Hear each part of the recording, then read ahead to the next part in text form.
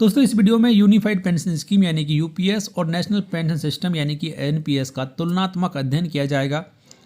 और वीडियो देखने के बाद में आप ये डिसाइड कर पाएंगे कि कौन सी पेंशन योजना आपके लिए ज़्यादा फायदेमंद है, यानी कि कौन सी पेंशन योजना में आपको ज़्यादा फायदा मिलने वाला है।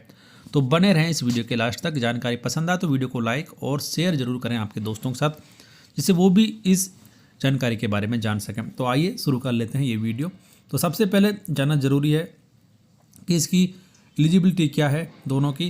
तो जो यूनिफाइड पेंशन स्कीम है ये केंद्र सरकार के सभी वर्तमान और नए भर्ती होने वाले ऐसे कर्मचारी जो कि एनपीएस के तहत कवर्ड हैं उन सभी के लिए खुली हुई है। वहीं पर national pension system open to all Indian citizens age 18 to 70 years including private sector workers. तो 18 से 70 साल का कोई भी व्यक्ति जो कि प्राइवेट सेक्टर का वर्कर भी हो सकता है वो एनपीएस का अकाउंट धारक हो सकता है, वो एनपीएस को ज्वाइन कर सकता है। लेकिन यूनिफाइड पेंशन स्कीम सिर्फ एनपीएस में कवर्ड सरकारी कर्मचारियों और खासतौर से फिलहाल केंद्रीय कर्मचारियों के लिए ही लागू है। तो ये बड़ा डिफरेंस। उसके बाद में बात आती है कॉन्ट्रीब्यूशन की, यहाँ पर कि कॉन्ट्रीब्यूशन बाई एम्प्लॉय कितना होता है।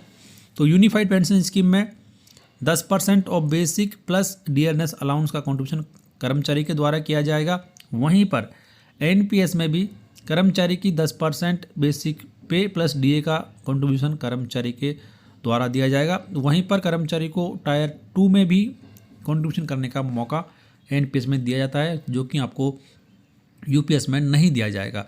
यहाँ पर आता है कि कंट्रीब्यूशन बाय गवर्नमेंट। तो यूपीएस में गवर्नमेंट यहाँ पर आपका 10% जो मैचिंग कंट्रीब्यूशन है वो करेगी, जिसमें कर्मचारी का बेसिक प्लस डीए रहेगा। इसके अलावा यूपीएस में सरकार के द्वारा 8.5% एडिशनल कंट्रीब्यूशन किया जाएगा, जो कि पूल्ड कॉर्पस में जमा किया जाएगा और इसका उपयोग सरकारी कर्मचारी को अश्योर्ड पे आउट देने में यूज इसका किया जाएगा। वहीं पर एनपीएस में सरकार के द्वारा कर्मचारी की बेसिक प्लस डीए का 14% यानी कि 14% कंट्रीब्यूशन किया जाता है। वहीं पर आपके यूपीएस में ये घटकर 10% ही हो जाएगा।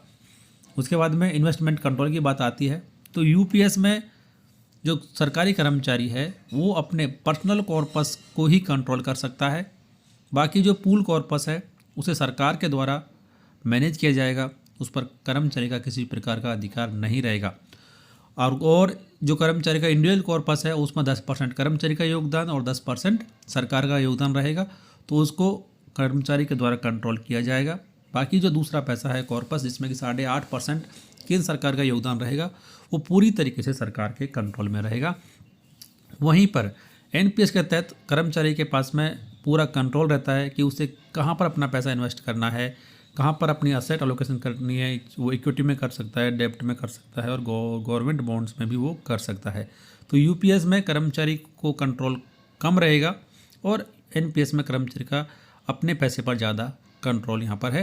उसके बाद में रिटायरमेंट पर कितना पैसा मिलेगा वो भी यहाँ पर दिया गया। तो जो आपका यूपीएस है उसमें 50% ऑफ एवरेज बेसिक पे last 12 months assured after 25 years of service. तो यहाँ पर कर्मचारी को 25 साल की क्वालिफाइंग सर्विस के बाद में 50% आपकी लास्ट बेसिक पे है उसका एक अश्योर्ड पेंशन के रूप में दिया जाएगा।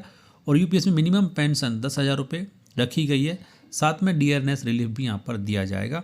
वहीं पर यदि कर्मचारी एनपीएस में बना रहता है तो कर्मचारी को रिटायरमेंट पर जो भी अंतिम पेमेंट है पेंशन जो है वो मार्केट के आधार पर रहेगी। लेकिन कर्मचारी के ये पास में ये मौका है कि वो अपना 60% पैसा लमसम ले सकता है। वहीं पर बाकी का जो 40% पैसा है उसे एन्युटी में इन्वेस्ट किया जाएगा और उससे जो भी रिटर्न मिलेगा उससे कर्मचारी को पेंशन दी जाएगी। तो सबसे बड़ा डिफरेंस यहाँ पर कि एनपीएस में एक अश्योर्ड पेंशन की गारंटी नहीं है, वहीं पर यूपीएस में कर्मचारी को अश्योर्ड पेंशन की गारंटी दी गई है। उसके बाद में फैमिली पेंशन की बात आती है। तो यूपीएस में कर्मचारी की जो पेंशन है उसका 60% हिस्सा उसके फैमिली मेम्बर्स को फैमिली पेंशन के रूप में दिया जाएगा। वहीं पर जो एनपीएस है उसमें फैमिली पेंशन की अमाउंट डिपेंड करेगी मार्केट वैल्यू और जो एन्युटी प्रोडक्ट्स आपने परचेज किए हैं उनसे मिलने वाला जो रिटर्न है वो फैमिली पेंशन के रूप में फैमिली मेम्बर्स को दिया जाएगा। तो ये एक डिफरेंस। उसके बाद में महंगाई यानी कि जो इन्फ्लेशन एडजस्टमेंट है वो यूपीएस में कर्मचारी को दिया जाएगा, डीआरएस रिलीफ दिया जा रहा है। वहीं पर एनपीएस में ऐसा कोई भी फ़ायदा कर्मचारियों को नहीं दिया जा रहा है फिलहाल, यानी कि एनपीएस में डीआरएस रिलीफ नहीं दिया जाएगा और यूपीएस में कर्मचारियों को महंगाई राहत दी जाएगी। लास्ट में लमसम बेनिफिट यानी कि रिटायरमेंट पर, तो यहाँ पर यूपीएस में कर्मचारी को additional 10% of monthly emoluments basic plus DA for average 6 months of service, यानी कि 1/10 हर एक साल का जो लास्ट 6 मंथ्स है उसके हिसाब से दिया जाएगा। वहीं पर यदि कर्मचारी एनपीएस में रिटायर होता है तो जो उसके कॉर्पस में जमा पैसा है उसका 60% पैसा कर्मचारी को रिटायरमेंट के समय पर एक मुश्त दे दिया जाएगा। तो ये कुछ मेजर डिफरेंस हैं दोनों पेंशन स्कीम्स के। आपके हिसाब से इन दोनों में से कौन सी बेहतर है वो कमेंट बॉक्स में जरूर लिखें। हालांकि कर्मचारियों के लिए ओल्ड पेंशन स्कीम से बेहतर पेंशन योजना कोई सी नहीं हो सकती, लेकिन फिलहाल ओल्ड पेंशन स्कीम को सरकार के द्वारा कर्मचारियों के लिए लागू नहीं किया गया है। कर्मचारियों को 2 ऑप्शन दिए गए हैं, यूपीएस या फिर एनपीएस। तो इन दोनों में से कौन सी ज़्यादा बेहतर आपको लगती है कमेंट बॉक्स में लिखकर जरूर बताएं। वीडियो को लाइक कर दें, शेयर कर दें आपके दोस्तों के साथ, चैनल सब्सक्राइब कर बेल आइकन प्रेस कर लें, ऑल नोटिफिकेशन ऑन कर दें, जिससे हर एक फ़ायदेमंद जानकारी आप सबसे पहले देख पाएंगे।